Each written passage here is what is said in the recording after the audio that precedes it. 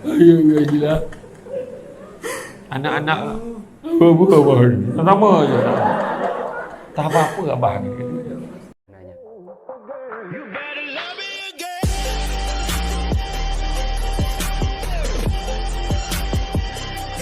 Assalamualaikum warahmatullahi taala wabarakatuh. Apa kabar semuanya? Saya harap semuanya baik-baik saja dalam lindungan Allah Subhanahu wa taala sehingga kita bisa menjalankan aktivitas kita sesuai dengan apa yang kita rencanakan dan tentunya mendapatkan ridho dari Allah Subhanahu wa taala. Amin amin ya rabbal alamin. Pada kesempatan kali ini kita akan ngaji bareng kepada salah satu ustadz Malaysia yaitu Ustadz Samsul Dubat. Yang mana Ustadz Samsul Dubat ini Masya Allah luar biasa sekali apabila menyampaikan tausiahnya. Mari kita ngaji bersama dengan saya. Dan bagi anda yang mau melihat videonya langsung, silahkan lihat link di deskripsi di bawah ini. Dan apabila anda mau ngaji bareng dengan saya, don't go anywhere, stay here and check. Assalamualaikum warahmatullahi wabarakatuh. Waalaikumsalam warahmatullahi wabarakatuh. Alhamdulillah. Alhamdulillahillazi arsala rasulahu bil huda wa dinil haqqi liyuzhirahu ala dini kullihi walau karihal kafirun walau karihal musyrikun walau karihal muslimun. Subhanaka la ilma lana illa ma 'allamtana innaka antal alimul hakim. Rabbi shrah li sadri wa yassir li amri wahlul 'uqdatam min lisani yafqahu qawli. Alhamdulillah, syukur kehadirat Allah Subhanahu wa taala. Segala puji bagi Allah Tuhan sekalian alam, salat dan salam ke atas junjungan besar Nabi Muhammad sallallahu alaihi wasallam. Terima kasih banyak diucapkan kepada tuan pengerusi acara, bahagia tuan pemangku pengetua. Baru nak pangku, muda lagi pemangku pengetuanya. Barisan guru-guru, asatizahnya dan seterusnya. Adik-adik yang dikasih sekalian. Panggil adik-adik terasa muda. Panggil anak terasa tua. Kan? Jadi saya ni datang dari negeri yang paling banyak di Malaysia. Namanya Negeri Sembilan. Kepantangan dia bila ada orang menjual pantun, dia kena beli. Sebab kata pepatah, kata adat banyak kiasan. Ditunjuk dia tetapi bukan. Bergulung pendek panjang dirantangkan. Memang takkan faham kalau tak digonongkan. Cantik dipandang rumah penghulu. Kayu terukir dari papan. Alang-alang menuntut ilmu.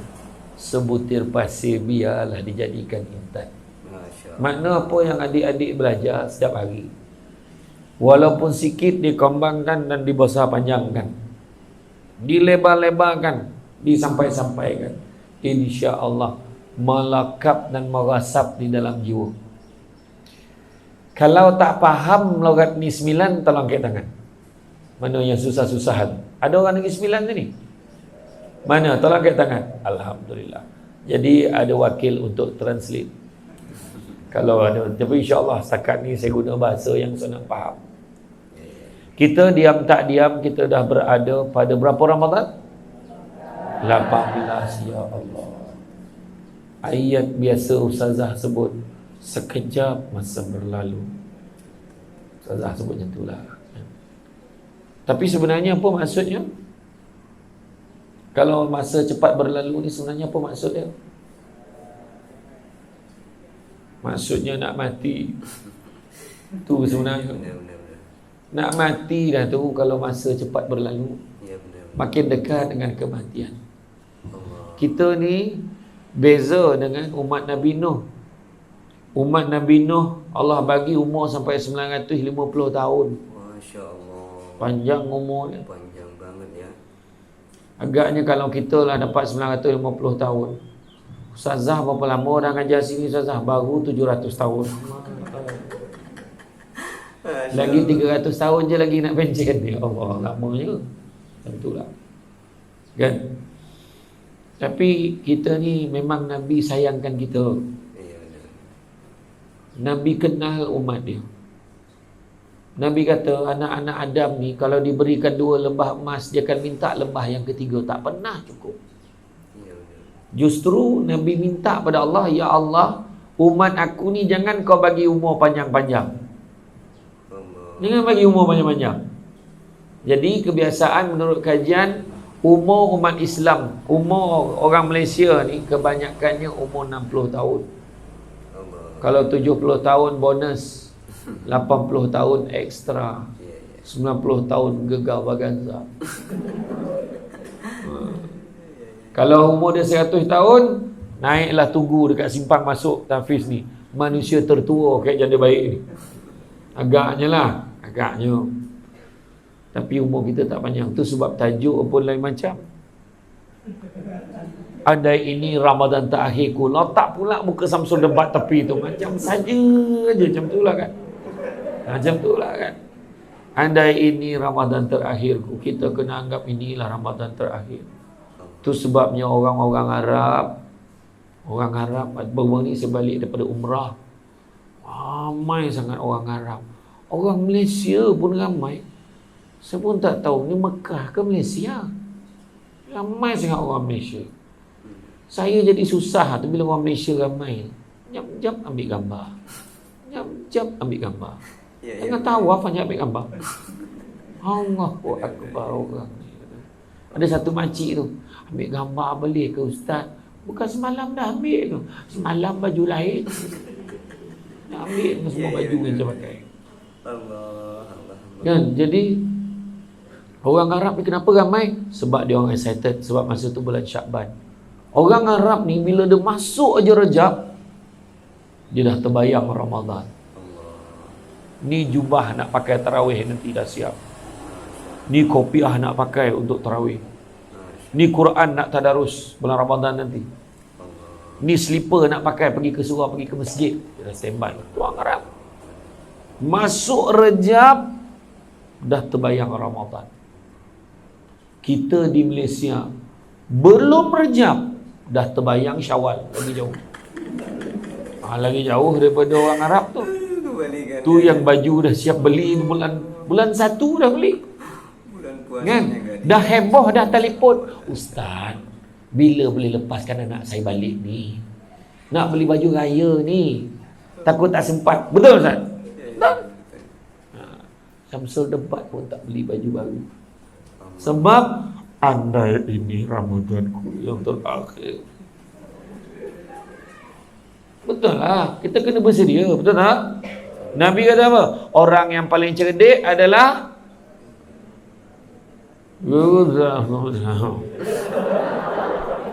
tepat sekali. Kenapa? Orang yang paling cerdik siapa?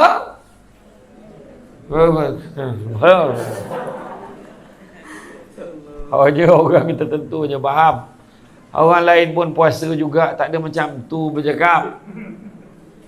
Orang yang paling cerdik adalah orang yang sedar dia akan mati dan bersedia dengan kematiannya. Ada satu kisah di Seremban. Ada satu hamba Allah, dia tanya, ada tak tanah yang boleh saya wakafkan? Dia niat nak wakafkan untuk mak dia. Maka adalah satu tanah, dia beli. Harga tanah tu 5 juta. Dan kemudian terbenalah Masjid Husin di Seremban 2. Kos pembinaan masjid tu tak kurang 50 juta. Kemudian dia tanya, alang-alang dah buat ni, dah wakafkan untuk mak. Dia nak wakaf untuk diri dia. Ada tak tanah kosong lagi? Ada. Dia beli pula satu lagi tanah 6.5 juta dan dia buat masjid. Dia buat masjid Bandar Baru Senayan dengan kos 100 juta. Cuma satu benda yang paling menarik perhatian adalah di Masjid Bandar Baru Senayan itu siap satu petak yang dia dah suruh buatkan satu petak. Kalau dia meninggal dunia nanti dia minta dia ditanam di sana. Kita di kampung kita di taman perumahan ada pengurusi khairat kematian, dia pun tak booking lubang kubur. Betul tak? Termasuk yang bercakap ni. Tak ada, dia berani dia. Dan dia dengannya dah buat satu lagi masjid Dilangkaui Masjid Aisyah, dilangkaui. Ada orang yang sanggup keluar duit untuk tujuan-tujuan ini. Wakaf, sebab masuk wakaf ni terhenti. Sebab apa? Sebab sedar dia akan mati. Nabi pesan, kalau kamu hidup pagi, jangan cita-cita hidup pada waktu petang. Kalau kamu hidup petang, jangan cita-cita hidup sampai waktu malam. Kalau hidup malam, jangan cita-cita hidup sampai esok. Hiduplah seadanya. Kejarlah dunia ni sekadaran untuk bekalan akhirat. Itu pesan Nabi. Itu sebab adik-adik ada dalam majlis ilmu petang ni. Bukan sebab dunia. Duduk dalam majlis ilmu ni kerana Allah, mudah-mudahan, yang mana Nabi sebut, barang siapa yang mengikuti jalan-jalan ke majlis ilmu, maka Allah akan anugerahkan kepadanya jalan-jalan ke syurga. Amin. Jangan lupa hashtag pergi syurga balik hari. Kan kejap lagi balik semua. Balik ke bilik kan. Jadilah. Jadi kita ni semua berada di taman-taman syurga. Hari ni kita cerita pasal Ramadan. Bukan pasal Ramadan, pasal Ramadan. Bila cerita tentang Ramadan, apa maksud Ramadan? Maksud Ramadan berasal daripada perkataan ar-ramdu, yang bermaksud panas yang menyengat. Panas betul-betul. Tapi heran betul kat janda baik ni sejuk pula. Tadi kat atas tu panas. Tapi betul, hari ni hujan sini. Dekat Bukit Tinggi tadi pun hujan. Tapi saya daripada Bera pagi tadi, dekat Bera panas lagi. Tak hujan. Mungkinlah rezeki Allah bagi. Alhamdulillah. Sejuk. Supaya Samsul Lebat ceramah pun sejuk. Tengok ikan tu pun sejuk. Kan? Dah kelabu, tukarlah air. Tapi betul. Kalau kita tengok ramdu tu panas yang menyengat. Panas betul-betul. Manakala as-siyam. Apa maksud siam? Maksud siam, ada yang kata maksud siam tu Thailand. Tu siam. Tapi as-siyam maksudnya menahan diri. Dari segi bahasanya menahan diri. Ada yang sebut, Ibnu Manzur kata, as-siyam itu perihal menahan diri pada makan, minum, nikah dan berbicara. Tak boleh makan, faham. Tak boleh minum, faham. Tak boleh nikah bulan puasa. Boleh tak nikah bulan puasa? Boleh, tapi perbuatan orang bernikah tak boleh pada bulan puasa di siang hari. Jangan tanya apa perbuatan itu, kerana kamu semua kecil lagi. Dan yang keempatnya, berbicara pun tak boleh. Adakah kita kena senyap aja? Tak. Maksudnya berbicara ni tak boleh cakap benda-benda yang boleh menyebabkan dosa, benda-benda yang lara, jangan sebut. Zaman Nabi dulu ada dua orang perempuan. Seronok bercakap pasal orang. Kau tahu tak? Kan si siapa tu? Si anu. You ku macam tu lah lebih kurang agaknya. Tapi ni dah diterjemahkan lah. Dah dialih bahasakan. Akhirnya dia jumpa Nabi. Ya Rasulullah, boleh tak kami nak minta izin nak berbuka ya Rasulullah? Tak tahan nak tekan ni haus. Teruknya lah. Punya teruk mengumpat pasal orang sampai nak berbuka. Teruk tak? Kita sampai macam tu tak? Tak, mana mengaku mengumpat, cuma tak berbuka je. Nah, contoh tadi Samsul Debat lalu pun ada yang mengumpat tingginya. Saya maafkan. Saya buka emas, ada yang cakap dalam TV nampak tua, saya maafkan. Kan? Kalau ikut umur saya sebaya je lebih kurang dengan pemangku pengetua.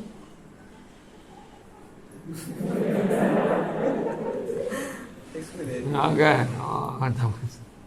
Perasan kata.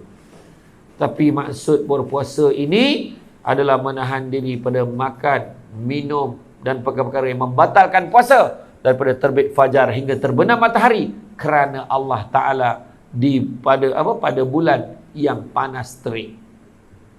Tu dia. Faham tak? Dia ada faham. Sekianlah ceramah pada hari ni. Bukan susah sangat, macam tu je. Mana boleh, mana puas lagi nanti, tambah lagi. Kemudiannya kalau kita tengok dalam bab puasa ni, kenapa kita kena puasa? Ada 3 sebab. Pertama, supaya dapat menginsafi ada orang yang kurang bernasib baik berbanding kita. Kita duduk ni sekarang dah pukul berapa? Dah pukul 5.45. Kita yakin waktu berbuka nanti ada makanan untuk kita, walaupun kita tak nampak.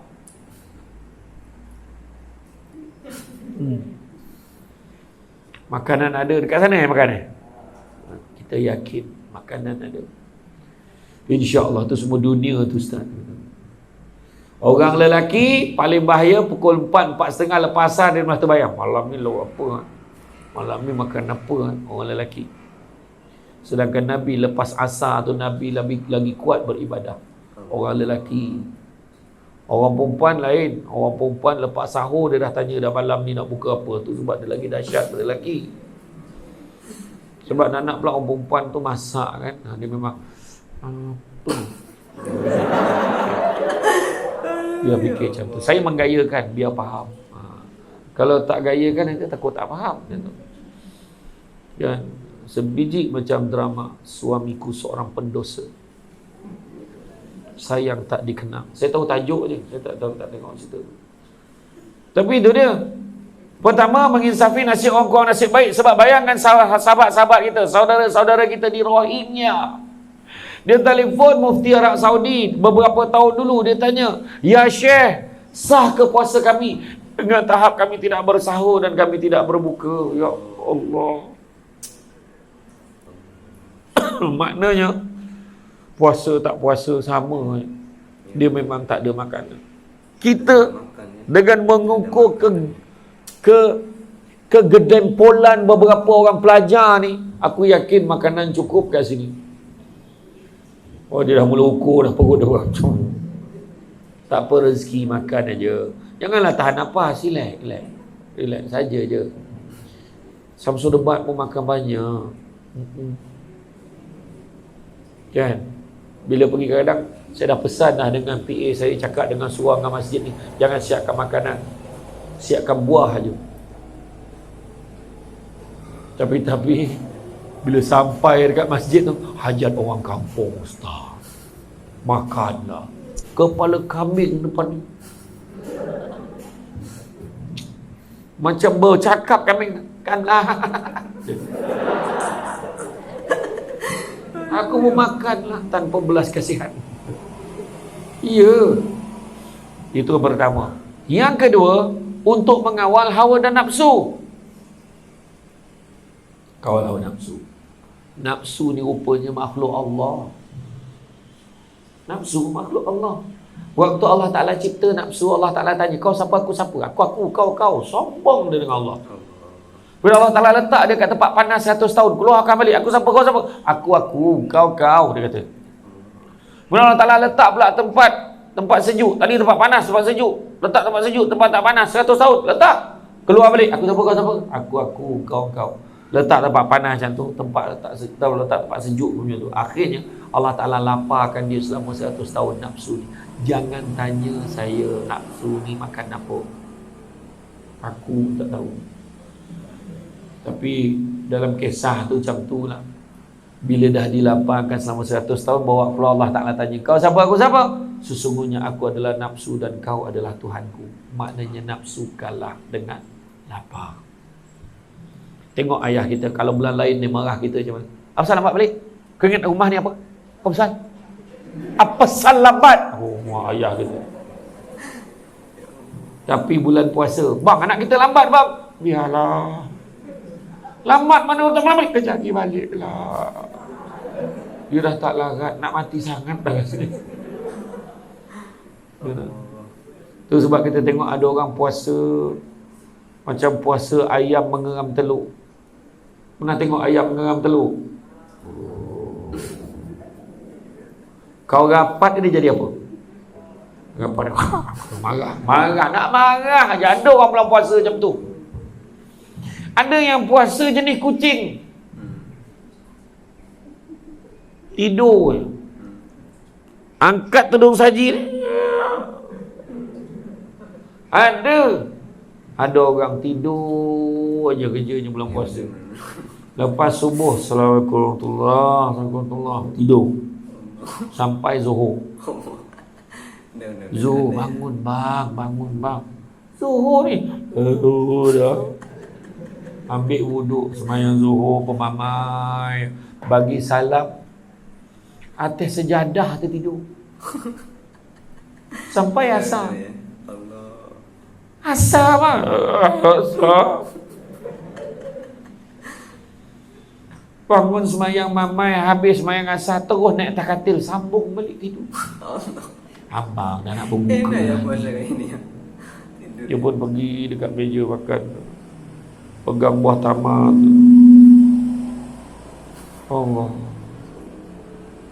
Allah.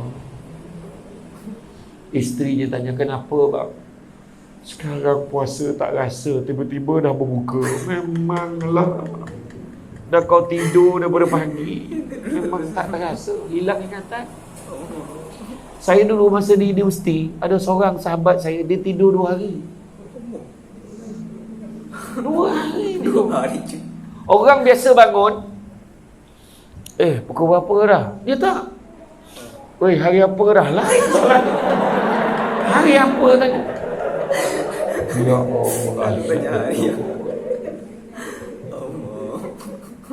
Tapi masa bayanglah bila dia tidur, dia tak semayang, dia tak apa. Ya Allah Akbar.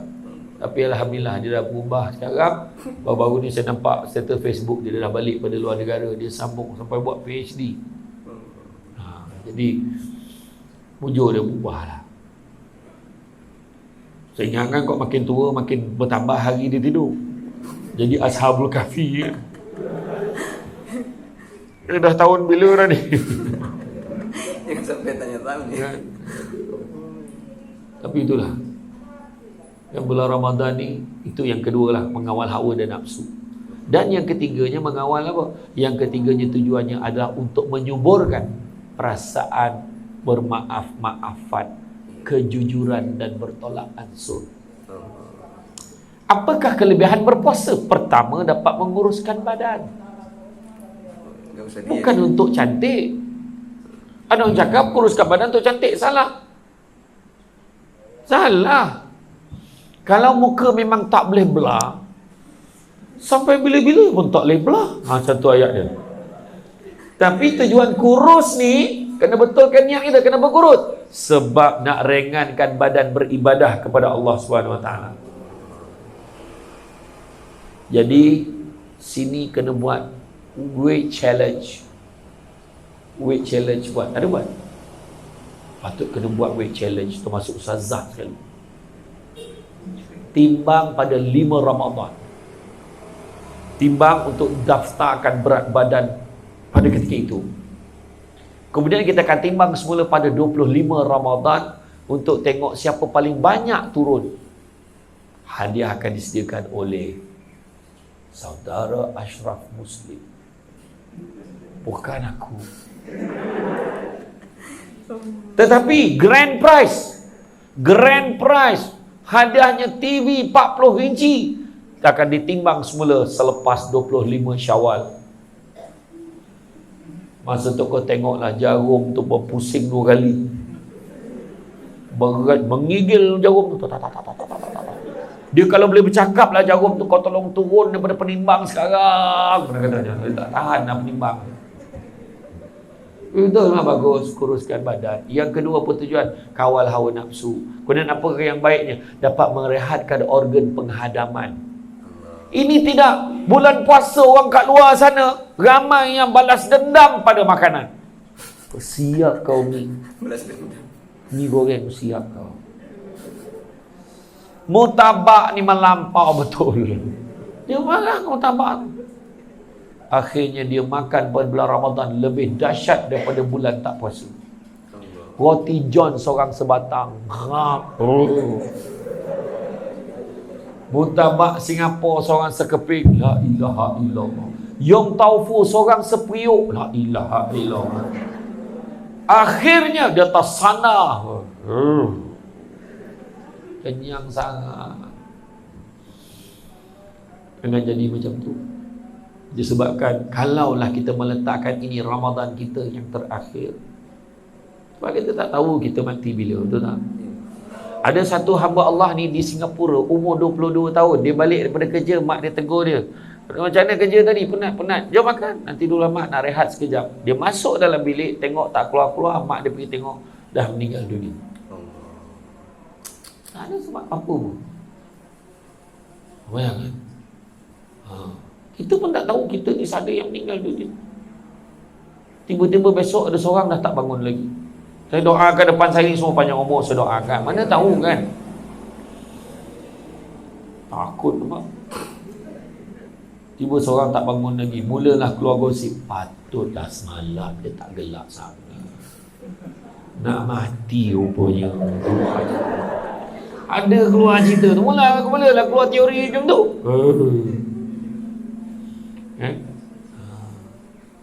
Ingat, kita ni yang penting sekali. Kadang-kadang ada budak-budak tanya, kenapa kita kena puasa? Kenapa kita kena puasa? Kenapa kita kena puasa? Azal kita kena puasa.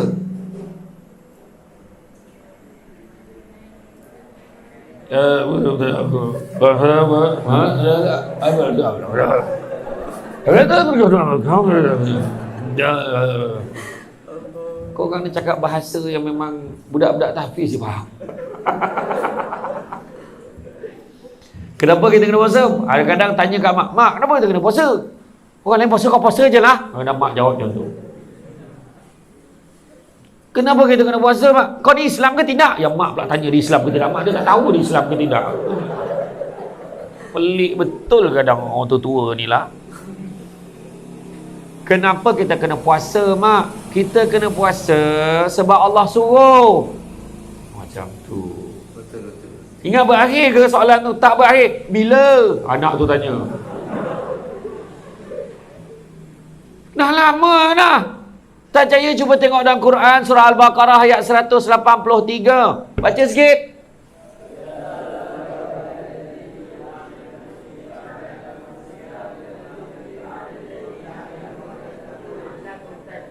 Oh cik, tiba-tiba tak takut hujung tu. Yang tu je kuat.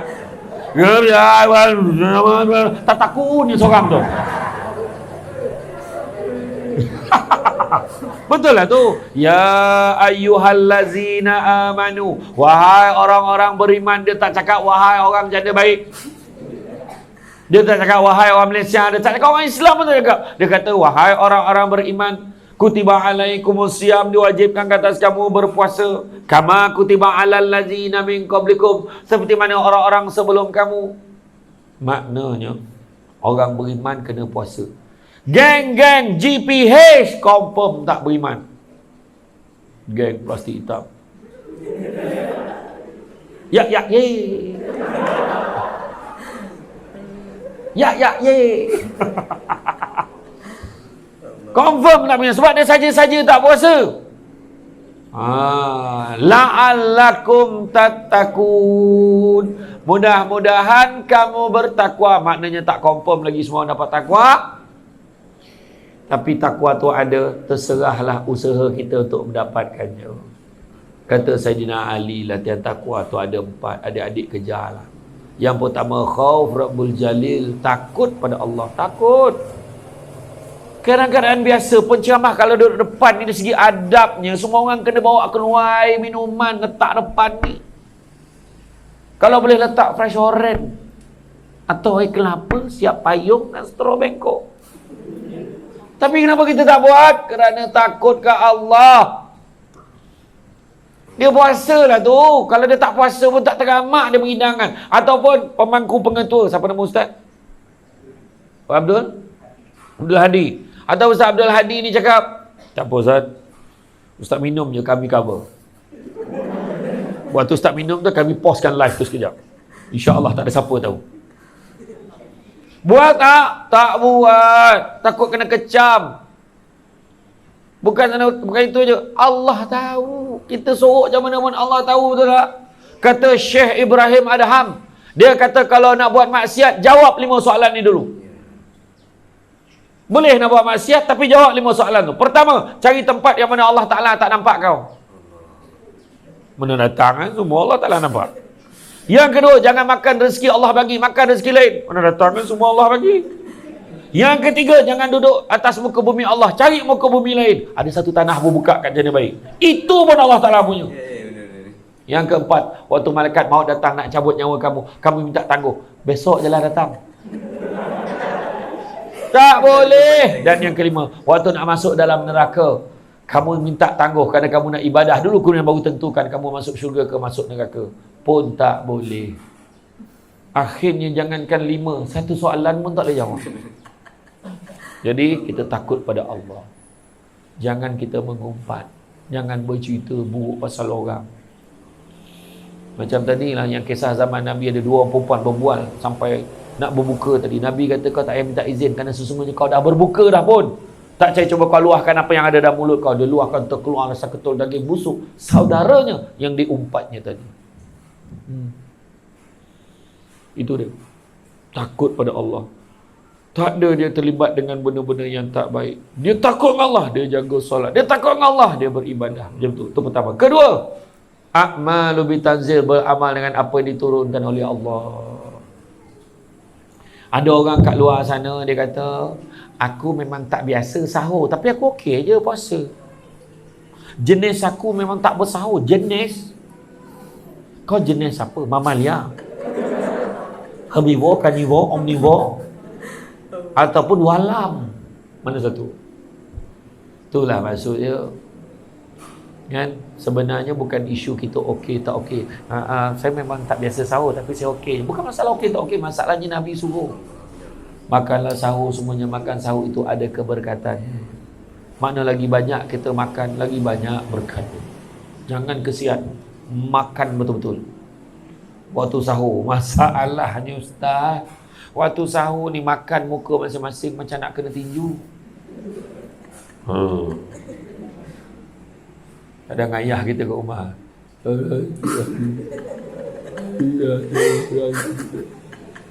Awak ni kenapa? Kata mak. Malam tadi elok aja. Marah. Dia kata nasi tu bak sinilah. Ayolah. Anak-anak lah. Apa abah ni? Sama je. Tak apa-apa abah ni. Senang aja. Macam adik-adik kan biasa bangun sahur, bangun pukul berapa? Seorang 4:30, seorang ke 5, kau mana satu ni? Siapa yang pukul 6 tadi? Cakap, siapa pukul 6 tadi? Subuh pukul 6, bangun sahur pukul apa? Bangunlah, bangun. Bangun pukul apa? Pukul 3:30. Pukul apa, dik? Pukul 4. Pukul 4 dah bangun, mandi, siap lah. Mana dah boleh mula makan, pukul apa? 5. Sebelum tu kita mandi, segarkan badan, shampoo. Memanglah sejuk sikit kan, tapi masa nak makan tu kau tengok perut kau macam mana dia punya pergi. Makan. Ya. Makanlah buah makanlah sahur, jangan sekali tinggalkan walaupun hanya seteguk air. Sudah pesanan. Dalam hadis yang lain, walaupun hanya sebiji buah tamar. Janganlah kamu tinggalkan sahur, sesungguhnya Allah dan malaikat berselawat ke atas orang-orang yang bersahur. Ya Allah, bunyinya. Itu pertama. Kedua, tadarus. Itu tak ada masalah lah. You all boleh seorang baca, seorang dengar, seorang baca, seorang dengar. Okey. Bertadaruslah. Mestilah bacaan bersebab. Ketiganya, berbuka puasa. Itu tak payah ajar. Ya, alhamdulillah lah, sebab saya ni pemangku pengetua. Jadi saya tak sama dengan orang, Ustaz. Saya memang berbuka besok je. Dahsyat tu, sehari dia puasa. Yang pengetua pula, saya seminggu dah puasa ni. La ilaha illallah. Adakah macam tu? Tak, semua sama. Terbit fajar sampailah terbenam matahari. Kita disunatkan melewatkan sahur, tapi bukan pukul 7.30. Itu breakfast. Kita disunatkan mengawalkan berbuka, tapi bukan pukul 4.30. Itu high tea. Punyalah nak awal, dia dengar yang mikrofon bila lu.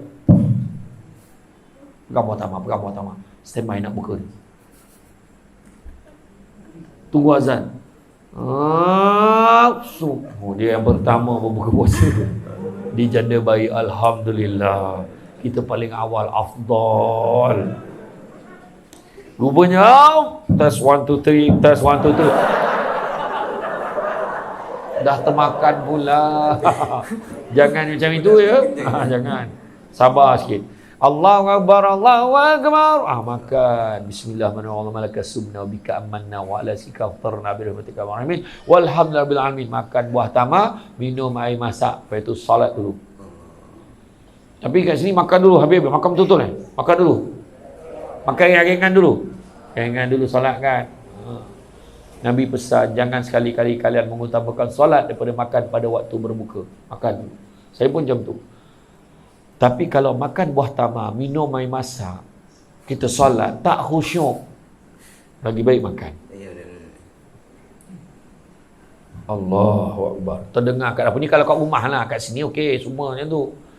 Kalau kat rumah, Allah, bismillah. Terdengarlah kat dapur, palacap bunyi. Susah. Sedap siut kat dapur. Bunyi siput sedut kau. Sedap gila. Dia tengah semayang, habislah siput sedut ni. Tak ada tak tidak lagi ayam percik tu aku ni, ya Allah. Langsung semayang maghrib 1 rakaat ni.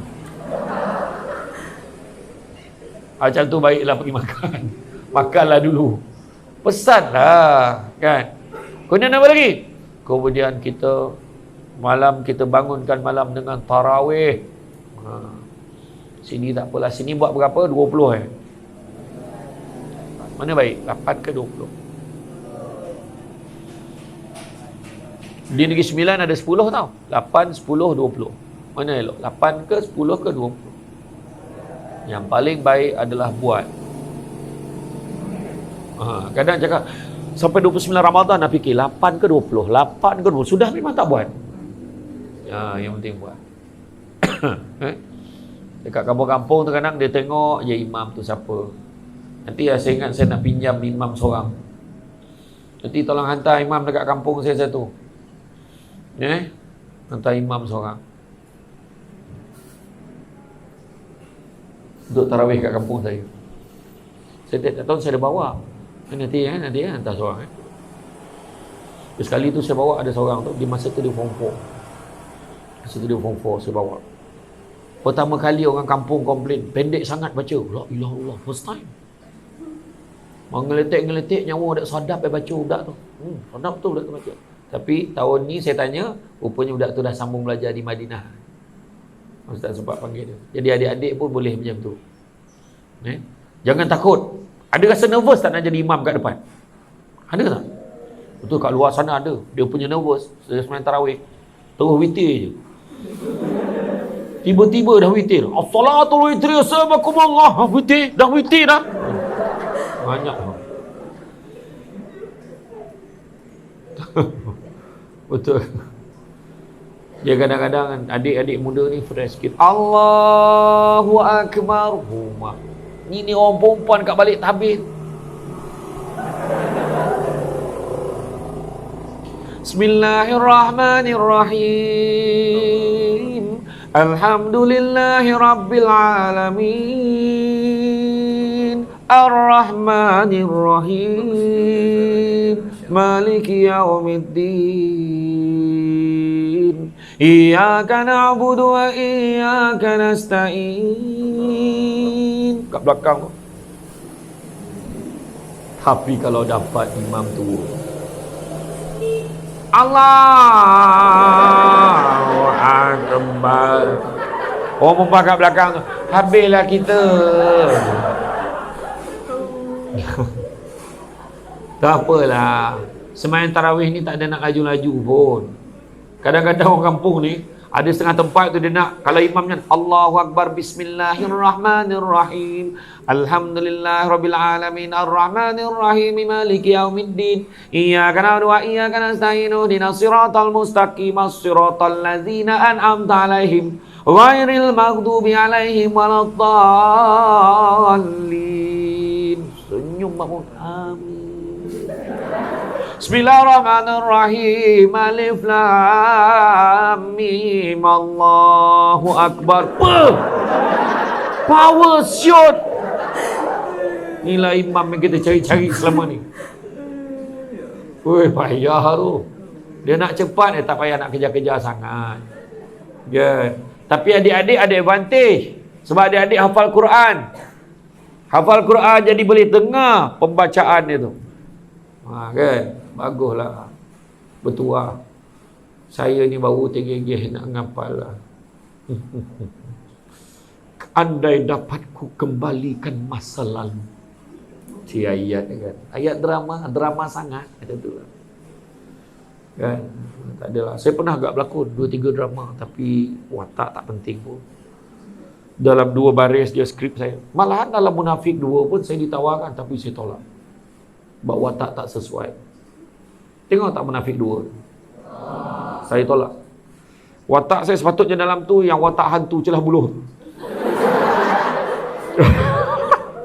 Yang mengacau Ustaz Adam. Adam. Macam tu. Sebab kan takut dengan miang obong buluh tu jadi tak adalah. Tak adalah mandai je. Gitu. Okey. Dan begitu juga bulan Ramadan ni.